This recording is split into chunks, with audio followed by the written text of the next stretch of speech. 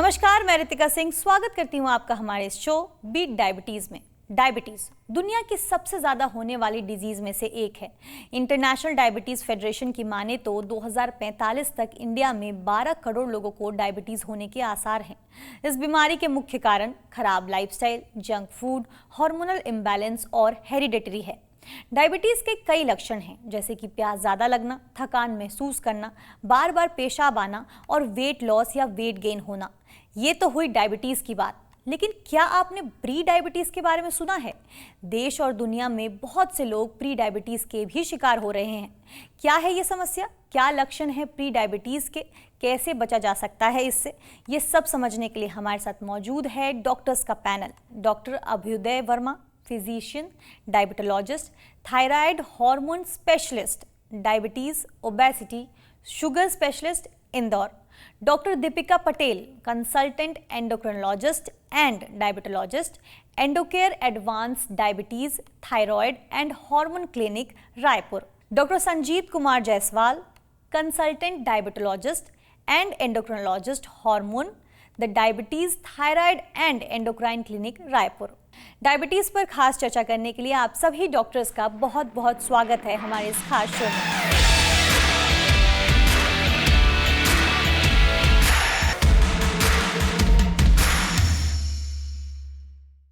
मेरा पहला सवाल डॉक्टर अभ्युदय आपसे है। भारत में डायबिटीज के बढ़ने और इससे होने वाले हेल्थ रिस्क के बारे में बात होती है, लेकिन प्री डायबिटीज के बारे में उतनी बात नहीं की जाती है। प्री डायबिटीज कितनी गंभीर स्थिति है और इसके बारे में डायबिटीज की तरह क्यों बात नहीं की जाती है? आज हम सभी जगह देख रहे हैं कि काफी जल्दी और कम उम्र के लोगों में डायबिटीज देखने को मिल रही है, और उतने ही लोग जितने डायबिटीज से ग्रसित हो रहे हैं, प्री डायबिटीज भी उन लोगों को देखने में मिल रहा है।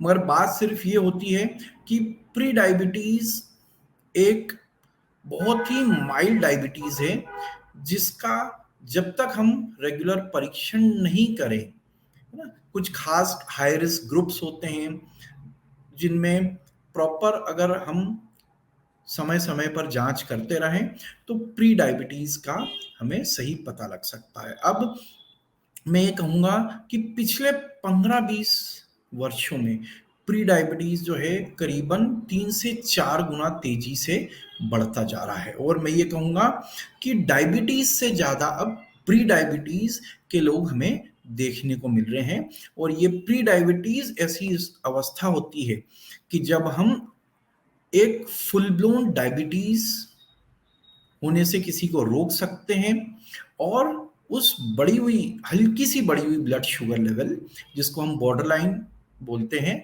वो अगर कंट्रोल करें तो हार्ट डिजीज और दूसरी ऐसी कई बीमारियों को हम स्टार्टिंग से ही रोक सकते हैं, जो शायद प्रॉपर डायबिटीज डेवलप होने के बाद ऑलरेडी घर शरीर में कर चुकी हो। डॉक्टर दीपिका, इंडियन कॉन्टेक्स्ट में आप प्री डायबिटीज के बारे में डिटेल में बताएं और कौन से कल्चरल या लाइफस्टाइल फैक्टर्स हैं जो इसमें योगदान करते हैं? भारतीय लोगों में डायबिटीज होने के chances as compare to Europeans, American बहुत ज़्यादा होता है। जेनेटिकली ही हमारी टेंडेंसी डायबिटीज़ होने की होती है। तो हम में क्या होता है कि even at a lower level of obesity, थोड़ा सा भी मोटापा होता है तो हमारे चांसेस डायबिटीज़ होने के बहुत बढ़ जाते हैं। फिर अगर हम भारतीय खान-पान की बात करें तो वेस्टर्न लोगों की तुलना में हमारे डाइट में कार्बोहाइड्रेट्स की मात्रा काफ़ी ज़्यादा होती है, जो हमारी डायबिटीज़ होने की, मोटापा होने की चांसेस को बढ़ा देती है। तो ये 2 चीज़ें हैं, एक तो हमारा हाई कार्बोहाइड्रेट इंटेक, दूसरा हमारे जो जेनेटिक्स, ये हमें प्रिडिस्पोज़ करता है कि हमारे चांसेस जो होते हैं प्री डायबिटीज़ के, वो ज़्यादा हो जाते हैं। फिर अगर आप बोलें कि कौन से रिस्क फैक्टर्स हैं, तो पहले तो मैंने बताया इंडियन होना ही एक चीज़ है, ये हमारे डायबिटीज़ होने के चांसेस बढ़ा देता है। दूसरा, अगर आपकी फैमिली में आपके माता-पिता, आपके भाई-बहन, आपके दादा-दादी, नाना-नानी किसी को अगर डायबिटीज़ की हिस्ट्री है, तो ये भी आपके डायबिटीज़ होने के चांसेस को बढ़ा देता है। सेकंड मोस्ट इम्पोर्टेंट पॉइंट, आपका आहार, आपकी डाइट। अगर आप बहुत ज़्यादा इंक्रीज़्ड रिफाइंड कार्बोहाइड्रेट्स लेते हैं, कार्ब इंटेक ज़्यादा करते हैं, जंक फूड बहुत खाते हैं, प्रोटीन इंटेक कम लेते हैं, फ्रूट्स, वेजिटेबल्स कम खाते हैं, तो ये आपका बढ़ाता है। थर्ड पॉइंट इज, अगर आप फिजिकली इनएक्टिव हैं, जो कि मोर एंड मोर अभी आजकल देखा जा रहा है, physical inactivity and more screen time, this predisposes you to pre-diabetes. And last factor is your sleeping late in the time, stress. And then अगर आप बहुत ज़्यादा ऑन स्क्रीन टाइम स्पेंड करते हैं, फिजिकली इनएक्टिव हैं, तो ये सारे फैक्टर्स जो होते हैं हमारे प्री डायबिटीज होने के चांसेस को बढ़ा देते हैं। मेरा अगला सवाल डॉक्टर संजीत आपसे है। अक्सर प्री डायबिटीज के लक्षण नोटिस नहीं होते, क्या आप उन चैलेंजेस के बारे में बता सकते हैं जिनका सामना प्री डायबिटीज के लक्षणों को पहचानने में करना पड़ता है? यस, प्री डायबिटीज बहुत कॉमन होता है। प्री डायबिटीज 100 में से हर 20वें आदमी को प्री डायबिटीज है। और प्री डायबिटीज के जो सबसे इंपॉर्टेंट सिम्टम्स होता है, ओबेसिटी होता है। हमारे गले के पीछे जो एक्एंथोसिस नाइग्रिकेंस होता है, जो हमारे गले के पीछे हाइपर पिगमेंटेशन होता है, या फिर स्किन टैग्स होते हैं, ये भी प्री डायबिटीज के लक्षण होते हैं। इसके अलावा प्री डायबिटीज में कुछ पेशेंट्स को खाने के बाद बहुत नींद आना, बहुत सुस्ती आना, अचानक खाने के बाद पाल्पिटेशन होना, ये भी एक सिम्टम्स होता है प्री डायबिटीज का, जो कि कई बार कुछ पेशेंट्स को कार्डियोलॉजिस्ट के पास भी लेके जाता है। बट ये कहीं ना कहीं प्री डायबिटीज के सिम्टम्स होते हैं। इसके अलावा प्री डायबिटीज में जैसे डायबिटीज में हमको न्यूरोपैथी के सिम्टम्स होते हैं, पैरों में जलन होने लगता है, वैसे ही प्री डायबिटीज में भी वैसे सिम्टम्स हो सकते हैं, जिसे हमें कभी भी इग्नोर नहीं करना चाहिए। और उसका पता लगा के उसको हम ट्रीट करेंगे तो डायबिटीज को प्रिवेंट कर सकते हैं फ्यूचर में। डॉक्टर अभ्युदय, प्री डायबिटीज और डायबिटीज के बीच क्या मेन डिफरेंस है और दोनों के सिम्टम्स को कैसे पहचाना जा सकता है, और साथ ही ये किसी की रूटीन लाइफ को कैसे प्रभावित करता है? तो जैसा मैंने कहा कि प्री डायबिटीज से ज्यादा देखने को मिलता है। तो अब समस्या ये होती है कि हम दोनों में प्री डायबिटीज और एक प्रॉपर ओवर डायबिटीज जो हम बोलते हैं कंफर्म डायबिटीज किसी को हो रहा है, उसमें कैसे हम, तो अब डायबिटीज के जैसे लक्षण हैं कि आपको बार बार भूख लगना, कमजोरी होना अच्छा खाने के बाद भी, है ना, आप यूरिन बार बार आना, प्यास ज्यादा लगना, थकावट होना, चिड़चिड़ापन आना, वजन गिरना, हाथों पैरों में झुंझुनी आना, इन्फेक्शंस बार बार होना, खासकर फंगल इन्फेक्शंस, ये एक प्रॉपर डायबिटीज के सिम्टम होते हैं। मगर प्री डायबिटीज जो एक बहुत ही लो लेवल का है ना, या तो हम बोले कि जिनकी फास्टिंग ब्लड शुगर 110 से 125 के बीच में रहती है, और जिनकी 2 घंटे के ग्लूकोज लेने के बाद की ब्लड शुगर 140 से 200 के अंदर रहती है, तो उस स्थिति को हम प्री डायबिटीज कहते हैं। अब इसमें जैसा कि शुगर बहुत ज्यादा नहीं होती है, तो इससे होने वाले लक्षण भी बहुत ही हल्के होते हैं, जैसे हल्की सी थकावट लगना, हाथों पैरों में झुनझुनी आना, थोड़ी सी कमजोरी हमेशा महसूस होना। तो ये कुछ बहुत ही ऐसे सिंपल से सिम्टम्स होते हैं जो कई बार मरीज या इवन डॉक्टर्स भी उसकी अनदेखा कर देते हैं। मेरा अगला सवाल डॉक्टर दीपिका आपसे है। इंडिया की डाइवर्सिटी को ध्यान में रखते हुए प्री डायबिटीज के लिए स्क्रीनिंग प्रैक्टिस क्या है? Health care providers early detection rate में सुधार के लिए कैसे सहयोग कर सकते हैं? देखिए, प्री डायबिटीज या डायबिटीज दोनों के लिए हम सेम पैरामीटर्स ही यूज करते हैं, है ना, डायग्नोसिस के लिए। तो जो 3 चीजें होती है जिससे इसका डायग्नोसिस बनाया जाता है, वो होता है एक तो ब्लड में शुगर के लेवल्स। तो ब्लड में शुगर के लेवल्स हम 2 तरीके से करते हैं, एक खाली पेट में और एक खाना खाने के बाद, या फिर अगर हमारे पास फैसिलिटीज होती हैं तो हम 75-75 ग्राम का ग्लूकोज मरीज को पीने के लिए देते हैं, उसके 2 घंटे बाद फिर हम शुगर चेक करते हैं। तो तीसरा पैरामीटर है जो हम चेक करते हैं, वो होता है HbA1c। तो ये 3 पैरामीटर्स यूज के हम किसी पेशेंट को प्री डायबिटीज या डायबिटीज का डायग्नोसिस कर सकते हैं। तो अगर अब मैं खाली पेट के शुगर की बात करूं, फास्टिंग ब्लड शुगर की बात करूं, तो ये नॉर्मल लोगों में 100 के नीचे होता है। अगर ये 100 से 125 के बीच है तो इसका मतलब है कि आपको प्री डायबिटीज है। अगर 126 से उसके ऊपर गया तो ये दर्शाता है कि अब आपको डायबिटीज हो गया है। उसी तरह से अगर हम 75 ग्राम ग्लूकोज देने के बाद जब 2 घंटे बाद शुगर चेक करते हैं, तो इसका किसी नॉर्मल इंसान में जो लेवल है वो 140 के नीचे होना चाहिए। अगर ये 140 से 199 के बीच में रहता है, इसका मतलब अब आपको प्री डायबिटीज हो गया है। 200 या उससे अधिक अगर इसका लेवल जाता है, मतलब आपको फ्रैंक डायबिटीज है। इसके अलावा एक और पैरामीटर होता है जिसको हम बोलते हैं HbA1c। HbA1c क्या होता है? ये औसत होता है, आपके पिछले 3 महीने में आपका ग्लूकोज कंट्रोल कैसा रहा, ये इस बात को दर्शाता है। अगर ये 5.5 या उससे नीचे है, मतलब ये नॉर्मल है। जब आपको डायबिटीज़, प्री डायबिटीज़ होता है तो ये 5.6 से 6.4 के बीच में होता है। 6.5 या उससे अगर ज़्यादा हुआ तो हम इसे फ्रैंक डायबिटीज़ कहते हैं।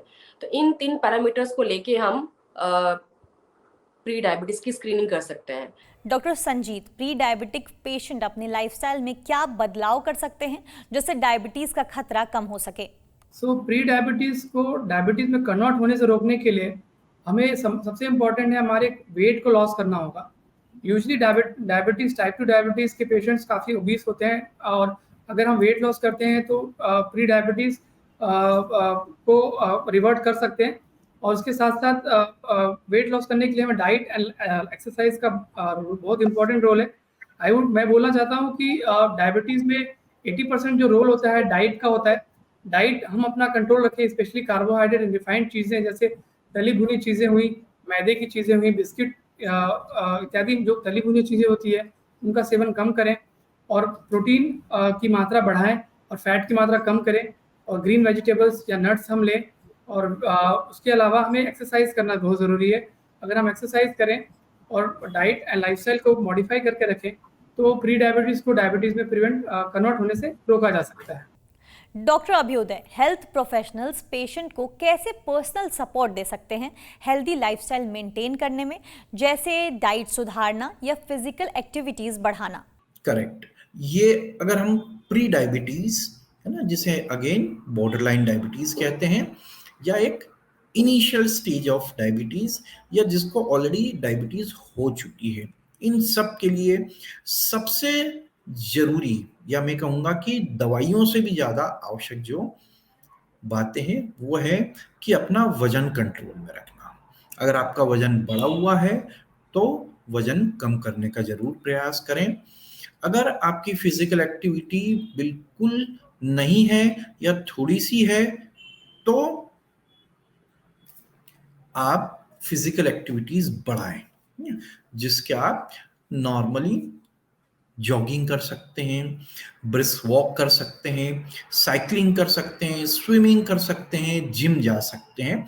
तो जो भी आपकी एज अनुसार या आपको जो भी दूसरी बीमारियां हैं उसके अनुसार डॉक्टर के परामर्श के बाद आप अपनी फिजिकल एक्टिविटी शुरू करें, जो बहुत आवश्यक है। तीसरी इंपॉर्टेंट चीज होती है खान पान। अगर आपका खान पान व्यवस्थित है, स्पेशली अगर आप शुगरी फूड कम ले रहे हैं, मीठा कम ले रहे हैं, ऑयली फैटी फूड्स भी कम ले रहे हैं, तो भी आप अपने वजन को और शुगर को भी नियंत्रण में रख सकते हैं। साथ ही ज़्यादा से ज़्यादा मोटे अनाज लें, हरी पत्तेदार सब्जियां, फ्रूट्स, सलाड्स, वेजिटेबल्स, ये अपने खाने में ज़्यादा से ज़्यादा उपयोग करें। और आजकल जो सबसे इंपॉर्टेंट फैक्टर देखा गया है वो है stress. Stress management is also important. कोशिश करें कि ज़्यादा से ज़्यादा समय तनाव मुक्त रहें, जो आप मेडिटेशन या किसी भी और अपनी हॉबी के द्वारा कर सकते हैं। मेरा अगला सवाल डॉक्टर दीपिका आपसे है, किसी को कितनी बार अपने ब्लड शुगर लेवल चेक करना चाहिए और टारगेट रेंज क्या होनी चाहिए? ये 3 पैरामीटर्स हैं, fasting blood sugar, postprandial blood sugar और HbA1c, है ना, खाली पेट का शुगर, खाना खाने के 2 घंटे के बाद का शुगर, HbA1c। तो अगर आपको प्री डायबिटीज होता है ना, तो हमें ये कोशिश करनी है कि हमारा शुगर लेवल इसके ऊपर ना जाए, एटलीस्ट उस रेंज में मेंटेन रहे, एंड इफ पॉसिबल हमारे लाइफस्टाइल मॉडिफिकेशन से, आहार में बदलाव से, एक्सरसाइज से हमें कोशिश करनी है कि हम इसे नॉर्मल की ओर लेके जाएं।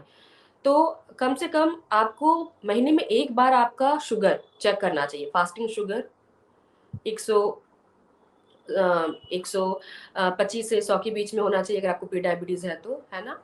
और 2 घंटे के बाद अगर हम शुगर चेक करें तो ये आपका 140 के नीचे रहना चाहिए, है ना। तो ये जो हम शुगर चेक करते हैं, कम से कम आप महीने में 1 बार कीजिए। इसके लिए एक अच्छा सिस्टम ये हो सकता है, अगर आपको पता चलता है कि आपको प्री डायबिटीज़ है तो आप अपने पास एक ग्लूकोमीटर रखें। तो अगर आपके पास ग्लूकोमीटर होगा तो उससे क्या होगा कि आप खुद घर पे महीने में 1 बार आप ये चेक कर सकते हैं। उसके अलावा मैं आपको सजेस्ट करूँगी कि आप HbA1c चेक कराएँ। ये 3 से 4 महीने में कम से कम 1 बार आपको चेक करा के देखना है कि आपका HbA1c लेवल भी कंट्रोल्ड है। इसके अलावा अगर आप प्री डायबिटिक हैं एंड कभी ओकेज़न में कहीं जाते हैं, आपने कुछ ज़्यादा मीठा खा लिया या कुछ एक्सेस में कार्बोहाइड्रेट्स ले लिए, तो उस समय भी मैं आपको सजेस्ट करूँगी कि उसके 2 घंटे बाद अपना आप शुगर चेक करें। ये देखने के लिए कि जब आप हैवी डाइट लेते हैं या कुछ गड़बड़ खाते हैं, इसमें शुगर की मात्रा ज़्यादा होती है, तो आपका शुगर का स्पाइक किस लेवल तक ऊपर जाता है। तो ये 3 चीज़ें हैं जो आपको करनी चाहिए। डॉक्टर अभ्युदय, जब कोई प्री डायबिटीज से डायग्नोस हो गया तो उसे कितनी बार फॉलोअप और टेस्ट की जरूरत होती है ताकि उसे पता रहे कि उसकी कंडीशन में कितना सुधार हो रहा है? जी, बहुत जरूरी है। जैसे मैंने कहा कि हमने कुछ हाई रिस्क इंडिविजुअल्स देखे हैं जिन्हें प्री डायबिटीज हो सकती है और वो प्री डायबिटीज डायबिटीज में बहुत ही जल्द बदल सकती है अगर हम ध्यान ना रखें तो ऐसे लोग जिन्हें लक्षण भी बहुत कम होते हैं, उन्हें एटलीस्ट साल में 1 बार शुगर का जांच जरूर करानी चाहिए। और ये सिर्फ एक रैंडम ब्लड शुगर ना हो, फास्टिंग ब्लड शुगर हो, पोस्ट ग्लूकोज ब्लड शुगर हो और HbA1c जो 3 महीने का एवरेज होता है, ये करना जरूरी है। तभी हम सही शुगर के लेवल को पकड़ सकते हैं। अगर रैंडम ब्लड शुगर कराई, उसका कोई ज्यादा इंपॉर्टेंस नहीं होता है। साथ ही ब्लड प्रेशर, कोलेस्ट्रॉल की भी नियमित जांचें करते रहें। और अगर आपको लक्षण जो मैंने बताए हैं उनमें से कोई भी लगता है तो आप तुरंत जांच करा सकते हैं ना। 1 साल का या 6 महीने का वेट ना करें, क्योंकि कई बार प्री डायबिटीज से डायबिटीज में कन्वर्शन होना काफी तेजी से हो सकता है। वो हमारी लाइफस्टाइल, डाइट और वजन के ऊपर निर्भर करता है। तो मैं सबको अंत में यही कहना चाहूंगा कि प्री डायबिटीज एक छुपी हुई बीमारी है जिसके सिम्टम्स बहुत कम होते हैं, मगर जिन लोगों को रिस्क फैक्टर्स है वो नियमित अपनी शुगर की, कोलेस्ट्रॉल की और ब्लड प्रेशर की जांचें करते रहें और कोशिश करें कि अपना वजन, अपना खान पान कंट्रोल में रखें और रेगुलर एक्सरसाइज करें और तनाव मुक्त जीवन जिएं। डॉक्टर संजीत, भारत में आर्थिक असमानताओं को ध्यान में रखते हुए यह सुनिश्चित करने के लिए कौन सी स्ट्रैटेजीज लागू की जा सकती है? हर एक व्यक्ति को हेल्थ केयर रिसोर्सेज कैसे अवेलेबल हो सकते हैं? जैसे कि जानते हैं हम कि हमारे समाज में बहुत ही अनइवन है जो हमारी फाइनेंशियल डेमोग्राफी है। लेकिन उसके लिए हर पेशेंट, हर इंसान को काम करना पड़ेगा। हमारी सरकारें भी काम कर रही हैं। जैसे हमारी सरकारें भी कम मूल्य की दवाइयाँ भी उपलब्ध करा रही हैं। जैसे जन औषधि केंद्र की दवाइयाँ भी उपलब्ध हैं, जो कि कम कम दरों में उपलब्ध हैं। इसके अलावा कुछ कैंप्स लगाए जाते हैं हर महीने। जैसे हमारे हॉस्पिटल के कुछ कैंप्स होते हैं हर महीने में 1 बार, उन कैंप का भी फायदा लिया जा सकता है। इसके अलावा जो गरीब पेशेंट्स हैं उनको फ्री की दवाइयाँ भी उपलब्ध होती है हमारे हॉस्पिटल्स में, उनका बेनिफिट ले सकते हैं।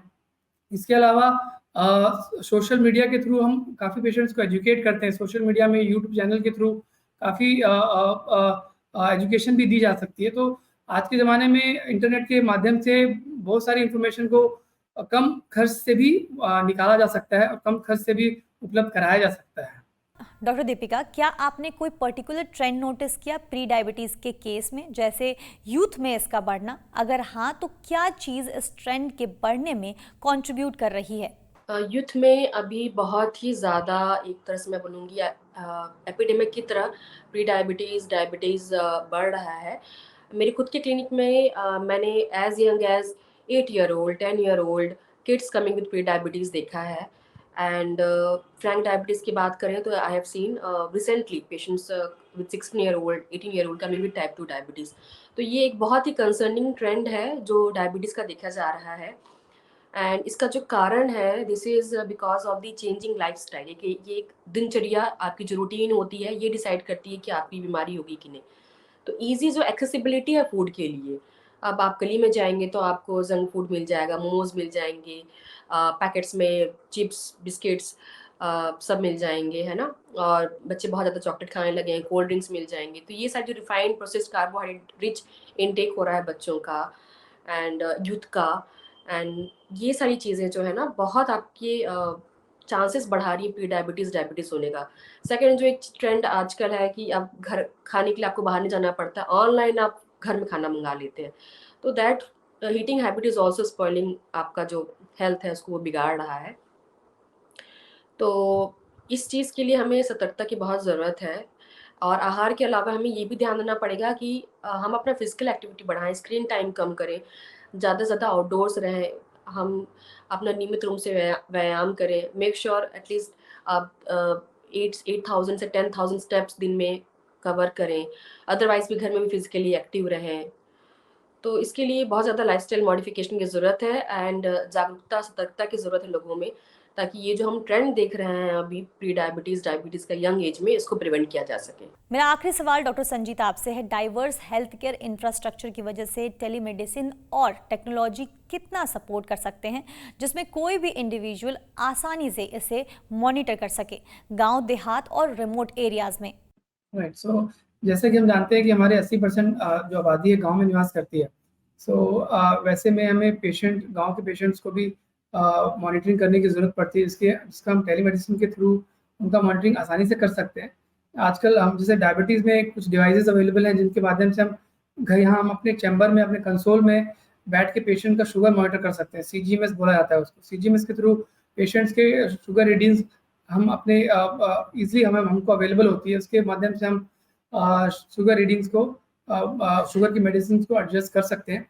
इसके अलावा भी टेलीमेडिसिन के थ्रू हम ऑनलाइन पेशेंट्स को वीडियो कंसल्टेशन के माध्यम से ज़रूरत पड़ने पे हम उनको आसानी से देख सकते हैं, आसानी से कंसल्ट कर सकते हैं।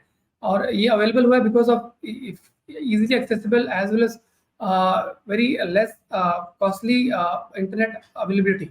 प्री डायबिटीज़ और डायबिटीज़ पर खास चर्चा के लिए आप सभी डॉक्टर्स का बहुत बहुत शुक्रिया। हर बीमारी के इलाज की शुरुआत सही जानकारी से ही होती है। प्री डायबिटीज़ से जुड़ी कई अहम जानकारियां आपने हमारे दर्शकों को दी। उम्मीद है आप सभी डॉक्टर्स के बताए इन लक्षणों को पहचानेंगे और अपना ख्याल रखेंगे ताकि प्री डायबिटीज़ से बचा जा सके। इस खास शो में इतना ही। धन्यवाद।